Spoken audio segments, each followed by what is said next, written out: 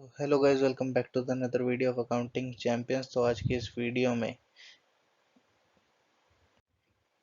Hello guys, welcome back to the another video of accounting champions. तो आज की इस वीडियो से हम लोग सीबीएसई क्लास 12th के जो 2021-22 के सेशन के एग्जामिनेशन होने वाले हैं टर्म 2 के, उसके रिगार्डिंग हमने जो क्रैश कोर्स की पिछले वीडियो में डिस्कशन किया था, उस क्रैश कोर्स को आज से हम लॉन्च कर रहे हैं। और ये आज से उस क्रैश कोर्स का फर्स्ट लेक्चर है और ये डेली बेसिस पे रेगुलर 15 डेज लेक्चर चलेंगे। तो बिना टाइम वेस्ट करे इस लेक्चर को शुरू करते हैं।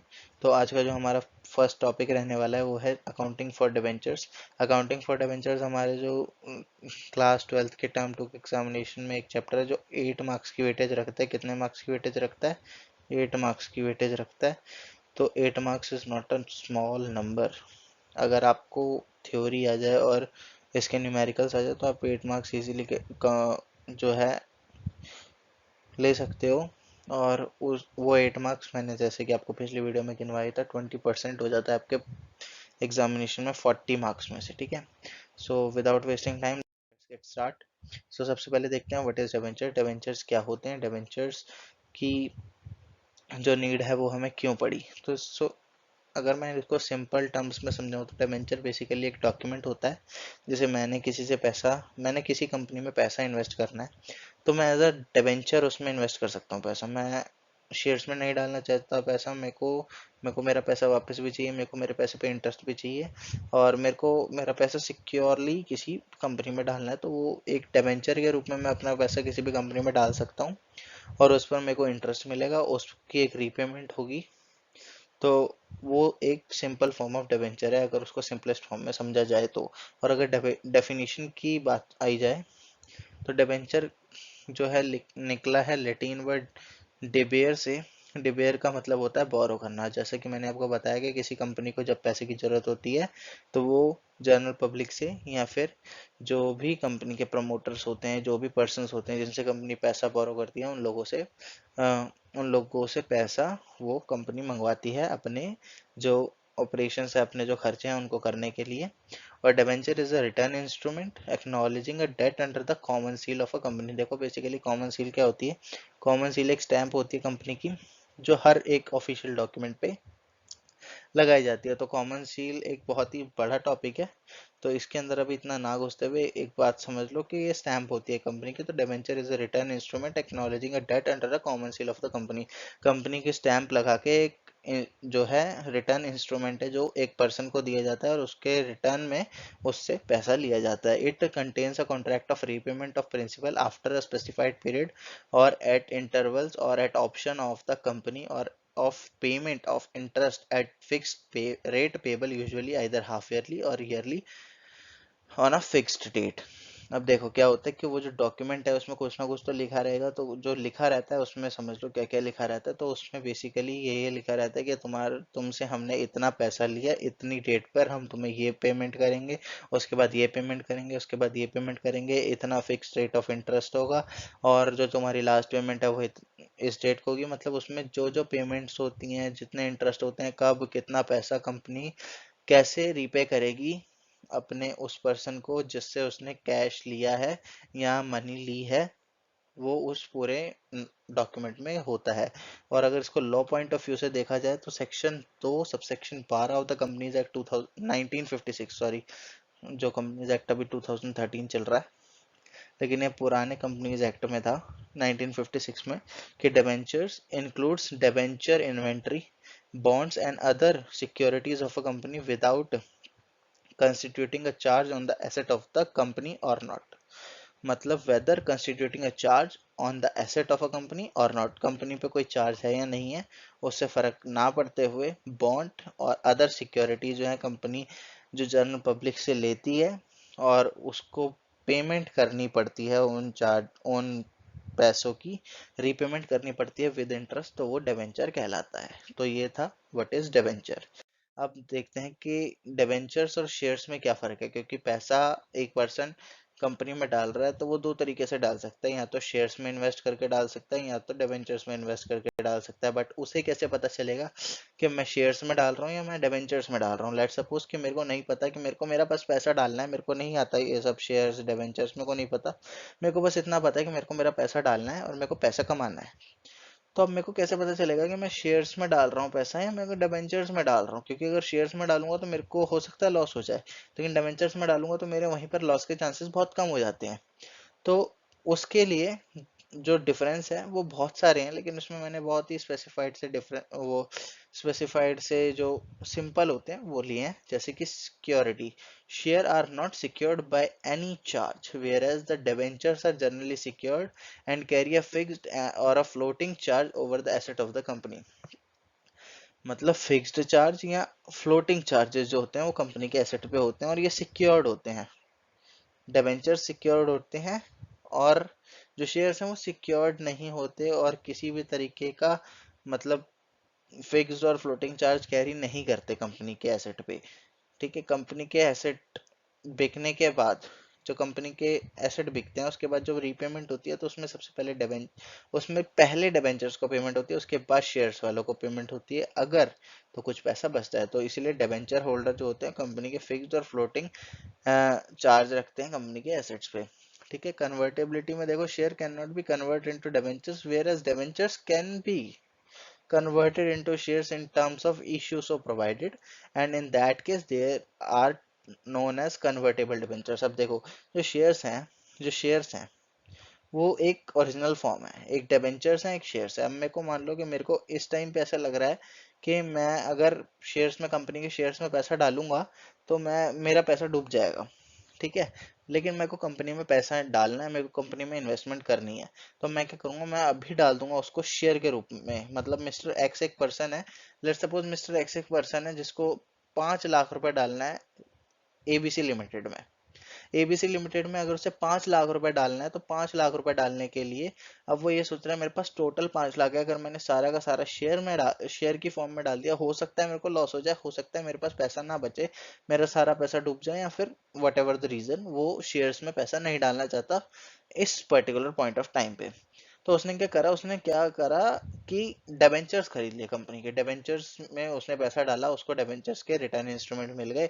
उसने उसमें लिखवा लिया कि मैं अभी कंपनी को पैसा दे रहा हूँ और इतने टाइम बाद, क्योंकि मिस्टर एक्स को लग रहा है कि आफ्टर 1 और 2 years और 10 years और 5 years what ever the period is, let suppose 5 years, कि मिस्टर एक्स को लग रहा है कि अभी कंपनी के पास ऐसा कुछ नहीं है कि मैं उसमें शेयर्स में इन्वेस्ट करूं और मेरे को मैं मतलब प्रॉफिटेबल हूँ, मेरे को कुछ अर्न हो, ऐसा कुछ नहीं दिख रहा उसे कंपनी में। तो उसने क्या करा, अभी ऐसे डिबेंचर्स में पैसा डाल दिया जो 5 साल बाद कन्वर्ट हो सके इक्विटी शेयर्स में। तो अल्टीमेटली 5 साल तक उसके डिबेंचर्स सिक्योर्ड है, डिबेंचर सिक्योर्ड है 5 साल तक। अब 5 साल तक तो उसे टेंशन लेने की जरूरत नहीं है, और आफ्टर 5 years वो अपने डिबेंचर्स को इक्विटी शेयर्स में कन्वर्ट करवा के उसी टाइम बेच भी सकता है या फिर होल्ड भी कर सकता है। तो ये होता है कन्वर्टेबिलिटी, मतलब शेयर जो होते हैं वो ओरिजिनल फॉर्म में होते हैं, डिबेंचर जो होते हैं वो ओरिजिनल फॉर्म में होते भी हैं और नहीं भी होते। कि अगर कोई पर्सन चाहता है कन्वर्ट कराना तो वो टर्म्स के अकॉर्डिंग कन्वर्ट करा भी सकता है और नहीं भी करा सकता। ठीक है, वोटिंग राइट्स क्या होते हैं? Share holder enjoy voting rights over a debenture holder do not normally enjoy a voting rights. देखो क्या हो रहा है यहाँ पर, कि जो शेयर होल्डर है वो बोलते हैं कि हम ज्यादा रिस्क बेयर करते हैं, हमें कम पैसा मिलता है, सब कुछ हमारे साथ तुम नाइंसाफी करते हो, सब कुछ तुम हमारे साथ नाइंसाफी करते हो कंपनी वालों को। जो शेयर होल्डर्स हैं उन्होंने ये बोला।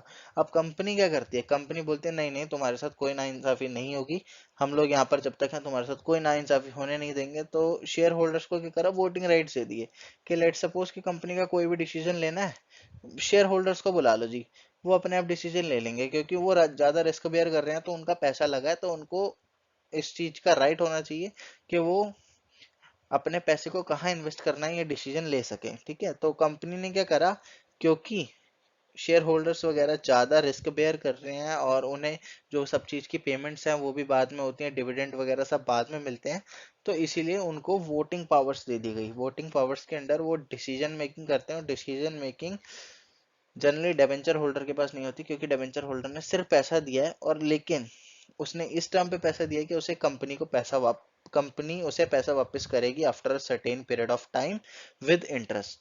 तो इसमें 3 पॉइंट हो गए। सिक्योरिटीज मतलब सिक्योरिटी के बेस पे शेयर्स जो है सिक्योर्ड नहीं होते, डिबेंचर सिक्योर्ड होते हैं। कन्वर्टेबिलिटी में शेयर्स कन्वर्ट नहीं हो सकते, डिबेंचर्स कन्वर्ट हो सकते हैं। और तीसरा है हमारा वोटिंग पावर्स। तो वोटिंग पावर्स में जो शेयर होल्डर है उनके पास वोटिंग पावर्स होती हैं और डिबेंचर होल्डर्स के पास वोटिंग पावर नहीं होती, क्योंकि डिबेंचर होल्डर ने भले ही पैसा इन्वेस्ट करा है but after a certain period of time company को वो पैसा डिबेंचर होल्डर को रीपे करना है विद इंटरेस्ट।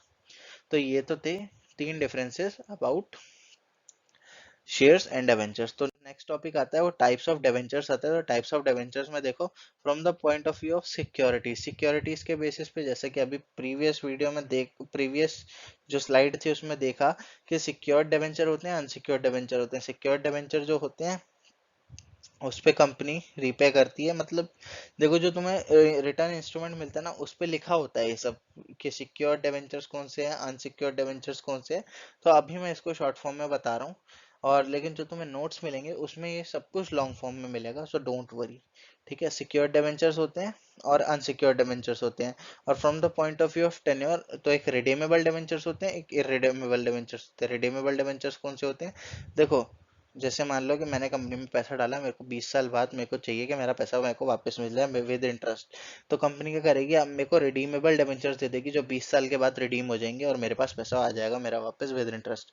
अब इरिडीमेबल क्या है कि जब तक कंपनी चलेगी तब तक वो डिबेंचर्स मेरे पड़े हुए हैं, इरिडीमेबल डिबेंचर्स हो गए। ठीक है, और कन्वर्टेबिलिटी के बेस पे कन्वर्टेबल होते हैं, नॉन कन्वर्टेबल होते हैं। जैसे कि अभी प्रीवियस स्लाइड में देखा ही था कि मैं चाहता हूँ कि अगर मैं अपने डिबेंचर्स को कन्वर्ट करवाना चाहता हूँ लेट सपोज कि शेयर्स में, तो मैं उस हिसाब के डिबेंचर लूंगा, उस टर्म्स के बेसिस पे डिबेंचर पर खरीदूंगा कंपनी के। लेकिन अगर नॉन कन्वर्टेबल डिबेंचर्स में लेना चाहता हूँ, मतलब मैं चाहता हूँ कि मेरे को सेफ साइड में रह के मेरा पैसा इन्वेस्ट करना है, उस पर इंटरेस्ट लेना है, तो मैं क्या करूँगा, मैं नॉन कन्वर्टेबल डिबेंचर में जाऊंगा और अपना पैसा इन्वेस्ट करूंगा। Coupon rate point of view से स्पेसिफिक कूपन रेट डिबेंचर होते हैं और जीरो कूपन रेट डिबेंचर होते हैं। तो ये सारी जो टर्म्स हैं ये वैसे इतनी इंपॉर्टेंट नहीं है, मतलब टाइप्स ऑफ डिबेंचर में जो बेसिकली आपके जो क्वेश्चंस आएंगे वो redeemable, irredeemable, convertible, non convertible और सिक्योर्ड अनसिक्योर्ड पे ही आएंगे। ये जो चीज़ें हैं ये उससे आगे के लेवल की चीज़ें होती हैं, तो एक बारी ओवरव्यू ले लेना है इनका नोट्स में से। ठीक है, और from the point of view of registration, registered debenture होते हैं और बियरर डिबेंचर होते हैं। तो ये जो कुछ चीज़ें हैं जिसमें से सिक्योर्ड अनसिक्योर्ड का मैंने बता दिया, रिडीमेबल इरिडीमेबल का मैंने बता दिया, और कन्वर्टेबल नॉन कन्वर्टेबल का मैंने बता दिया, स्पेसिफिक कूपन रेट क्या होता है और जीरो कूपन रेट क्या होता है, रजिस्टर्ड डिबेंचर्स और बियरर डिबेंचर्स क्या होते हैं, ये सब हमने डिस्कस कर लिया। तो जो हमारा नेक्स्ट आता है वो आता है इश्यू ऑफ डिबेंचर्स। तो देखो एक मजे की बात ये है कि जो इश्यू ऑफ डिबेंचर्स में जर्नल एंट्रीज होती है ना उसको करने में मजा ही आ जाएगा। मजा कैसे आ जाएगा, क्योंकि तुमने शेयर्स के टाइम पे जो इश्यू के टाइम पे एंट्री करी ना, शेयर इश्यू में bank account debited to share application allotment, sorry, bank account debited to share application allotment, share application allotment debited to share capital, blah blah things, वो सारी की सारी सेम एंट्रीज डिबेंचर वाले chapter में भी है। बस फर्क इतना है कि जहाँ शेयर लगना था वहाँ डिबेंचर लगेगा और कुछ नहीं है। बट वहां पे आपको जो एक आपने बुक कर दिया, रिसीव हुआ फिर ड्यू हुआ, रिसीव हुआ ड्यू हुआ, यही करते थे। उसके बाद आपको शेयर्स में अलग अलग, जैसे मान लो कि किसी के शेयर्स फॉरफिट कर दिए, किसी के री इशू कर दिए, वो सब नहीं करना है सर। इधर बस आपको ड्यू तक ही लाना है, ड्यू तक। उसके बाद बस यहाँ पे रिसीव हुआ, यहाँ पे ड्यू हो गया, यहाँ पे रिसीव हुआ, यहाँ पे ड्यू हो गया, समझ रहे हो। ठीक है, तो the process of issue of debenture is the same as that of the issue of shares. The intending investor apply for debentures on the basis of the prospectus issued by the company. The company may either ask for entire amount to be paid on application or by means of installment on application, on allotment, on and on various calls. Debentures can be issued at par, at premium, or at discount. They can also be issued for consideration other than cash as or as a collateral security. तो देखो collateral security क्या है, मान लो मैं bank से loan लेने गया, मैंने बैंक को लेट सपोज मेरी 50 लाख की मशीनरी है, मैंने 50 लाख की मशीनरी गिरवी रख दी, मैंने 50 लाख का लोन ले लिया, बट कंपनी कहती है कि नहीं, हमें एक कोलेटरल सिक्योरिटी के बेस पे तुम एक डिबेंचर इश्यू करो 50 लाख का, वो मेरे लिए नहीं है। बैंक कहता है मेरे लिए वो डिबेंचर है ही नहीं, मैं उसको यूज ही नहीं करूंगा। बस मेरे को ये चाहिए कि अगर मेरे को कल को ये मशीनरी बेच के मेरे पूरे अमाउंट नहीं रिकवर हो पाता, तो उस पर्टिकुलर केस में मैं उस डिबेंचर से अपना अमाउंट रिकवर करने के लिए, जो रेस्ट ऑफ द अमाउंट है वो रिकवर करने के लिए आपसे पैसा ले सकता हूँ, ये बैंक कहता है। तो ये कोलेटरल सिक्योरिटी का केस होता है। तो या तो कंपनी पूरी इंस्टॉलमेंट एक ही बारी मंगा ले, या डिफरेंट डिफरेंट इंस्टॉलमेंट्स में मंगा ले, या फिर कोलेटरल सिक्योरिटी के बेस पे कंपनी डिबेंचर्स को इशू करती है। तो अब आते हैं जर्नल एंट्रीज पे। तो देखो तीन केस होते हैं इशू के टाइम पे जर्नल एंट्रीज में। पहला इशूड एट पार, दूसरा इशूड एट प्रीमियम, तीसरा इशूड एट डिस्काउंट। हाँ, ये डिस्काउंट पे इशू हो सकते हैं, डिबेंचर्स डिस्काउंट पे इशू हो सकते हैं, but shares are not allowed to issue at discount as per the provisions of the Companies Act 2013। Companies act कहता है कि आप कोई भी शेयर को डिस्काउंट पे इशू नहीं कर सकते। बहुत रेयर सर्कमस्टेंसेज होते हैं जहां पर कोई शेयर डिस्काउंट में इशू होता है, ठीक है। तो issue of debenture at par में जर्नल एंट्री क्या होगी? On the receipt of the application money में सबसे पहले bank account debited to debenture application and allotment. यहाँ पर फुल इंस्टॉलमेंट एक ही बारी मंगा ली कंपनी ने। अगर अलग अलग मंगाई होती तो क्या होता? Bank account debited to debenture application, फिर debenture application to percentage debenture debenture फिर debenture allotment debited to percentage debenture, और फिर bank account debited to debenture allotment. ऐसे एंट्री हो जाती है। तो इसमें रिसीव की क्या है? Bank account debited to debenture applications and allotment account. फिर दूसरी एंट्री क्या होगी? On the allotment of debenture, जब डिबेंचर अप्लाई हुए थे तो पैसा मिला, अब उनको अलॉट करना है। अलॉट करने के लिए debenture application and allotment debited to percentage debenture as same as in the case of shares, ठीक है। तो इसको चाहे तो तुम हाईलाइट कर लो कि यहाँ पर लिख लो कि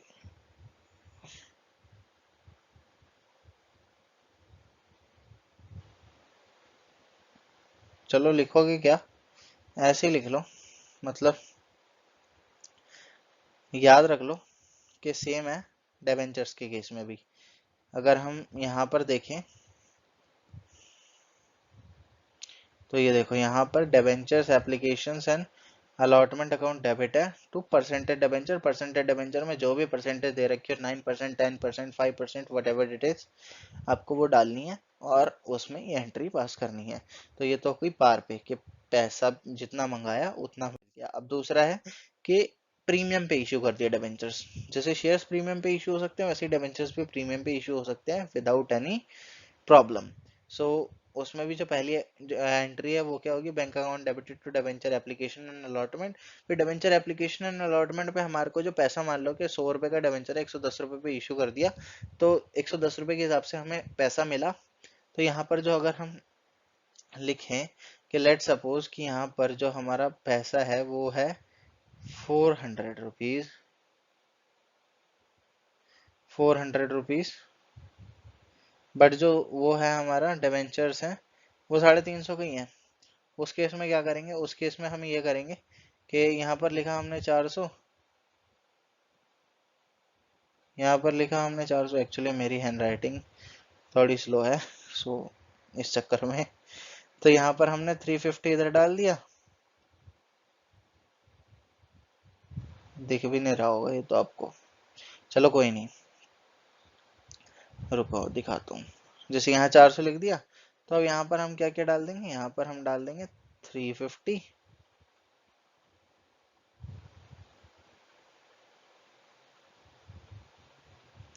और यहाँ पर डाल देंगे हम 50। एज सिंपल एज दैट कि यहाँ पर 400 रुपये का डिबेंचर था, ये 400 रुपये का डिबेंचर यहाँ हो गया, 400 रुपये का डिबेंचर यहाँ हो गया, बट एक्चुअल डिबेंचर जो था वो परसेंटेज डिबेंचर में 350 का था। 50 रुपीज़ हमने प्रीमियम लिया था, 50 रुपीज़ का प्रीमियम यहाँ पर सेट ऑफ हो गया, ठीक है। तो ये था हमारा कुछ डिबेंचर एट प्रीमियम का केस। अब debenture issued at discount, yes discount पे इशू करना है। अब on on the receipt of application money, तो सेम ही है, सब जगह ही रिपीट हो रही है, बट इसमें अलग है। इसमें क्या है? इसमें बैंक अकाउंट डेबिट है, वो तो ठीक है। अब लेट सपोज कि हमारे को उल्टा केस ले लेते हैं कि 400 का डिबेंचर था, 350 में इशू कर दिया, ठीक है। 400 का डिबेंचर था, 350 में इशू कर दिया। उस केस में क्या करेंगे भाई? उस केस में ये करेंगे कि जैसे यहाँ तो मेरे को 400 से ड्यू करना ही करना है, ये बात तो फिक्स है। जैसे यहाँ मैंने लिख दिया 400। अब मेरे को बैंक में तो 350 ही मिला, अब मैं क्या करूँ? अब बैंक में मैंने को 350 मिल गया अगर, तो बच्चा क्या है, मैंने 50 रुपये का डिस्काउंट तो दिया, तो वो मैं 50 रुपये इधर डाल दूंगा, सिंपल। ये लो मैंने 50 रुपये डाल दिए। अब क्या करा मैंने, बैंक अकाउंट डेबिट कर दिया 350 से, discount on issue of debenture को डेबिट कर दिया 50 रुपये से, क्योंकि मैंने 50 रुपये का डिस्काउंट दे दिया जो डिबेंचर होल्डर है उसको। और फिर जो डिबेंचर एप्लीकेशन अलॉटमेंट में 400 रुपये हमने ड्यू कर दिए। अब एज सिंपल 400 रुपये यहाँ लिख दूंगा, ये मैंने लिख दिया यहाँ 400, यहाँ पे 400 लिख दिए मैंने यहाँ पे। देखो मैं 400 ये वाले यहाँ पे इसलिए लिख रहा हूँ क्योंकि यहाँ पर मेरा कैमरा आ रहा है, ये है ना, ये देखो कैमरा आ रहा है ये, इस चक्कर में मैंने 400 यहाँ पर लिख दिया। लेकिन आप लोगों को इस जगह पर ही लिखना है, ठीक है? सो बी केयरफुल, ठीक है? और बाकी तो आप लोगों को ये 3 एंट्रीज हो गई, ये 3 केस खत्म हो गए। तो आई होप आप लोगों को वीडियो अच्छी लगी होगी। अगर अच्छी लगी हो तो लाइक, कमेंट, शेयर जरूर कर देना और चैनल को सब्सक्राइब करके नोटिफिकेशन बेल का आइकन जरूर से प्रेस कर देना। क्योंकि क्योंकि ये जो पहला लेक्चर है इसमें हमने जो डिवेंचर्स हैं उसका ऑलमोस्ट 50% कवर कर लिया है, बस इसमें क्वेश्चंस करने हैं। तो मैं आपको बोल रहा हूँ कि जो बेसिक छोटे छोटे से क्वेश्चंस है ना अपनी बुक के, whatever book like DK Goyal और TS Grewal, whatever you use, जो भी आप बुक यूज कर रहे हो उसमें से डिबेंचर्स वाला चैप्टर खोलो और स्टार्ट हो जाओ। जो छोटे छोटे क्वेश्चन है जो आपको समझ में आ रहे हैं कि वो करने हैं। अगर आपको समझ में नहीं आ रहा तो कोई दिक्कत नहीं है, वैसे मैं नेक्स्ट क्लास में न्यूमेरिकल बेस पे आऊंगा। सो फिक्र मत करो। देखो अपने पास 5 चैप्टर हैं, अपने पास 15 दिन है, 15 दिन divided by 5 chapter, 3 days each. एक चैप्टर को हम 3 दिन देंगे, 3 दिन में से एक दिन हमने दे दिया डिवेंचर वाले चैप्टर को, दूसरे दिन हम देंगे न्यूमेरिकल को, तीसरा दिन हम देंगे रिडम्पशन को। रिडम्पशन वाले केस में जो है, रिडम्पशन वाले केस में जो भी हमारे केसेस बनते हैं, 6 केसेस बनते हैं, वो आएगा जब लेक्चर तो उसमें मैं बता दूंगा। 6 केसेस बनते हैं, 6 केसेस सीखेंगे और उसके न्यूमेरिकल भी उसी दिन निपटा देंगे। 3 दिन में पूरा चैप्टर खत्म, ठीक है? तो उसके बाद आप उसको अपनी बुक से आसानी से सॉल्व कर सकते हो। तो आज के लिए इतना रखते हैं। Thanks for watching and don't forget to subscribe and hit the bell icon and share this video with your friends, because यार देखो एजुकेशन है, हर किसी को मिलनी चाहिए। अगर आपको पता है और आप ले रहे हो तो दूसरे को भी बताओ ना, वो भी ले लेगा। फ्री की चीज़ है, क्यों छोड़े, है ना? Bye bye.